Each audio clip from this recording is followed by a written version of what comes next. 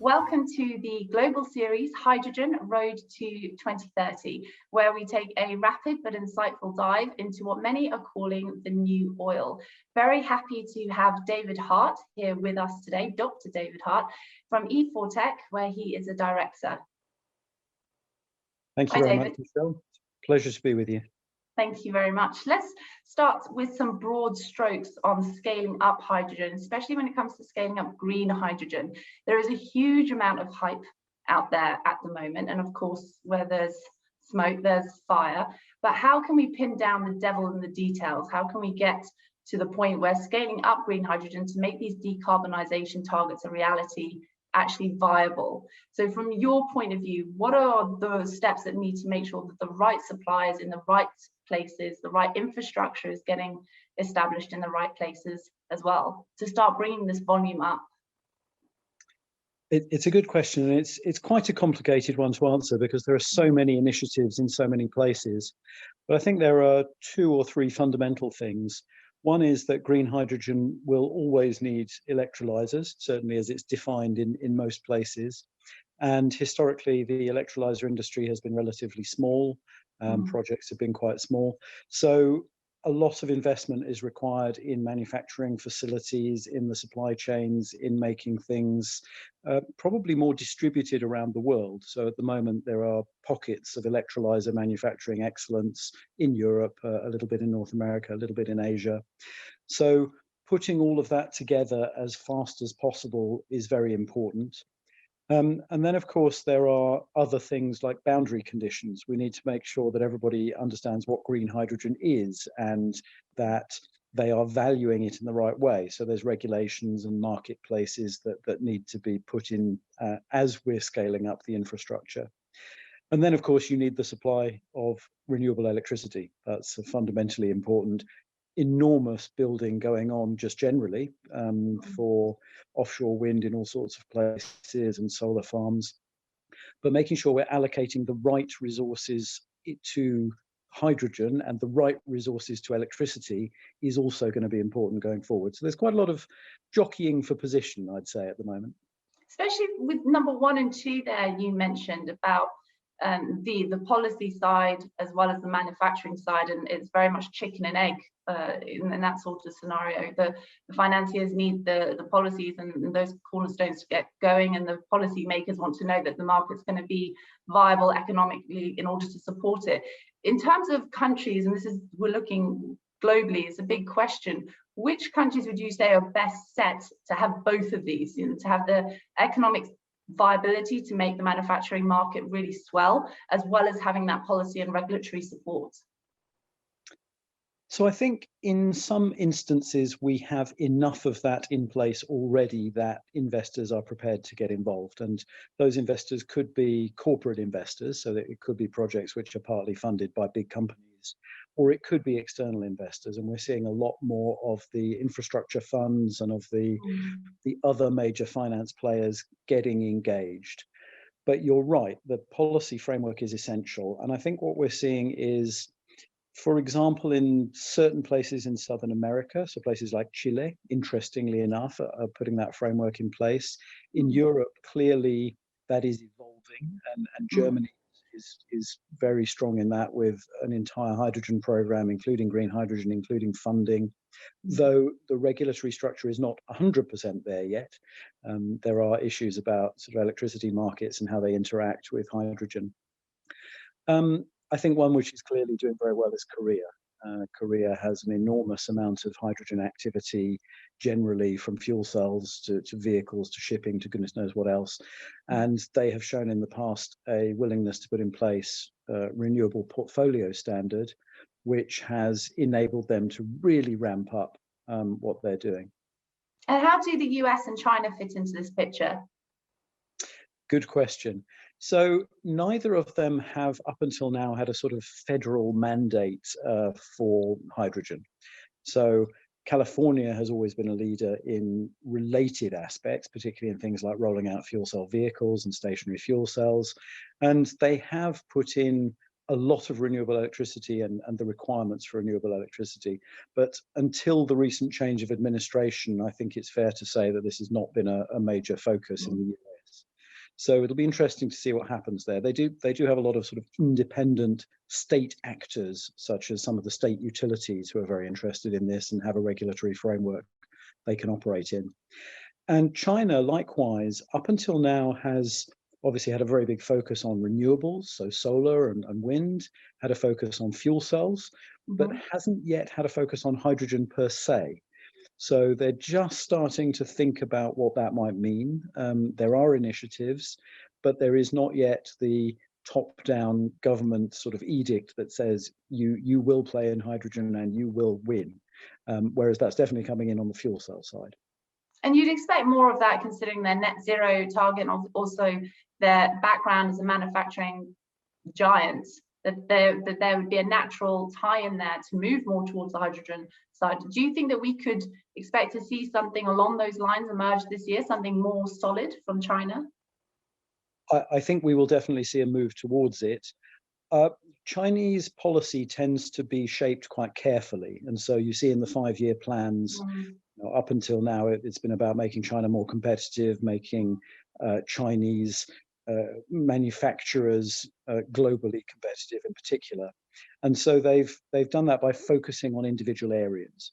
And I think at the moment they are still focused on fuel cells rather than the broad hydrogen picture. And we will see a gradual move, and it won't be an overnight move, because what they tend to do is set out policies and then test those policies, and as they work or don't work, then they refine them. So I think there will be some moves this year, but more of what we see in hydrogen will be coming over the next couple of years. And do you think with the US that there's a bit of a risk that the Biden administration coming in, obviously will be making several steps on a new climate regime as they promised to do? Do you think that there's a risk there that hydrogen will essentially be swallowed up by all these other big changes that are happening, and the rhetoric will be there, but actually transforming it to reality? Because let's say by the end of this year, actually getting real tangible projects, with pilot projects even, that can be scaled up, as we've touched on, is really important. Do you think that those are on the agenda this year, or do you think it might be swallowed up by everything else going in the US? To be honest, either way, I don't think it's a huge problem. I think there are two aspects to that. One is that you already see major corporations moving. Whether or not the policy framework is entirely there doesn't matter quite so much. So as long as they're not being held back, I think that's fine. I think that will go on. The other thing is that, to be honest, there's so much happening in so many places globally that even if the US takes a little bit of time to get into gear, we're not going to run out of things to do. You know, that there is still going to be a requirement to build these electrolyzer gigafactories. There's still going to be a requirement to start putting major projects in place, like the NEOM project in Saudi Arabia. You know, all of that will happen anyway, and it will just help to crystallize the requirements, which then maybe the Biden administration can work around. So I don't see that as a problem particularly. We did about a month ago, we did an event where we went from Asia all the way to the US, around the world in 12 hours.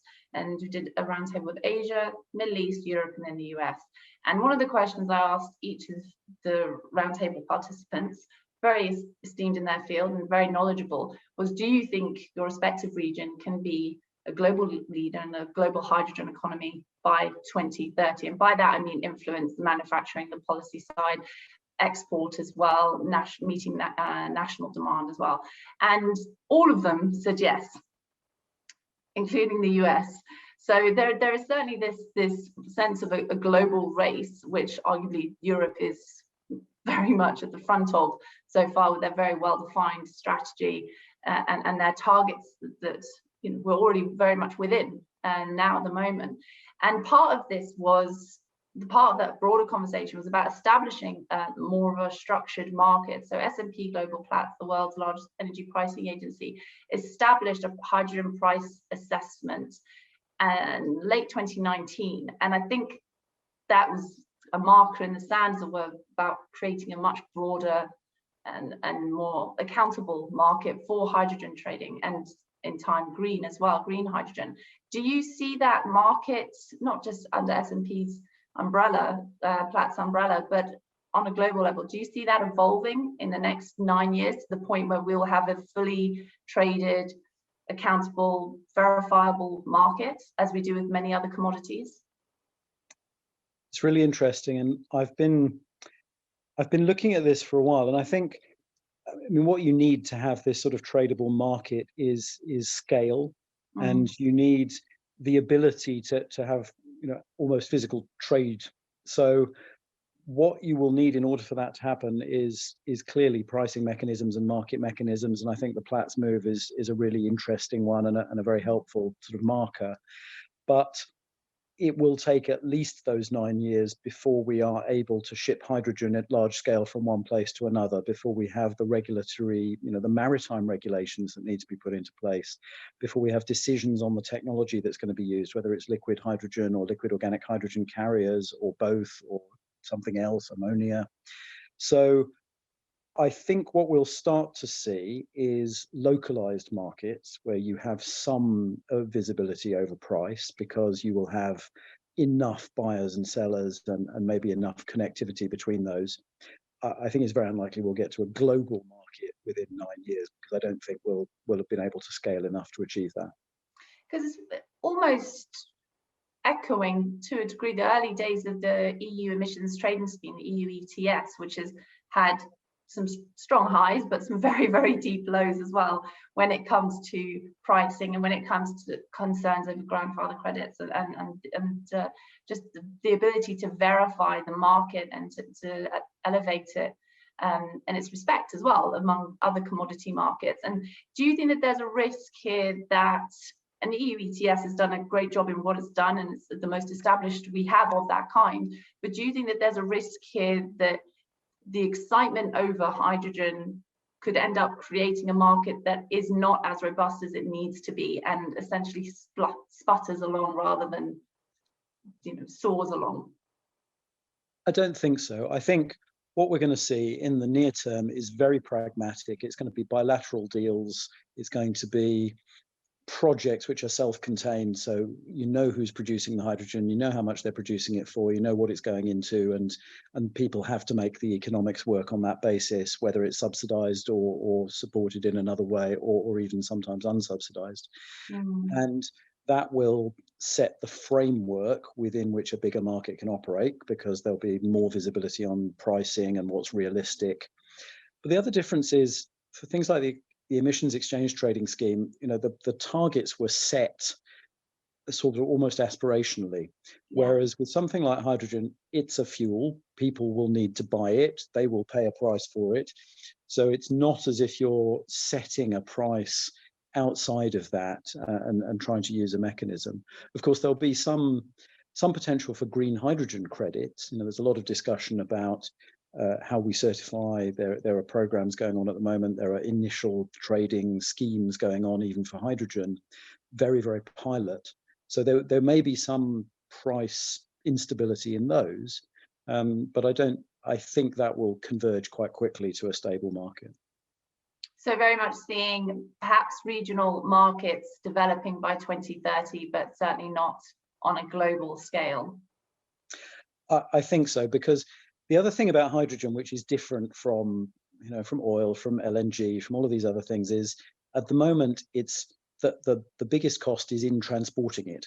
So you're likely to stay local as far as you possibly can, because then you're keeping the price down. And it's only when we get to really big scale shipping and really big scale liquefaction plants or other conversion plants that we get the ability to not add enormous amounts of cost just moving it from one place to another. So all of that will start to settle down. Taking what we're talking about now in terms of scale and the time it's going to take, do you see that these broader targets being made in aviation and shipping as well, and just as part of the general push for Paris Agreement by 2050 and hydrogen accounting for 15 to 20% seems to be a popular figure, the last 15 to 20% of the harder to decarbonize sectors. Do you see those as viable targets, considering everything we're talking about here with the need to scale up, and you touched as well on the need for mega infrastructure to make these export at scales possible? I think, I mean, shipping will take time, aviation will take time, partly because of technology, partly because of the amount of hydrogen that will be required in whatever form it is, partly also because of the regulatory structures and the necessarily slow-moving developments in those to make sure that, you know, aeroplanes fly safely from A to B.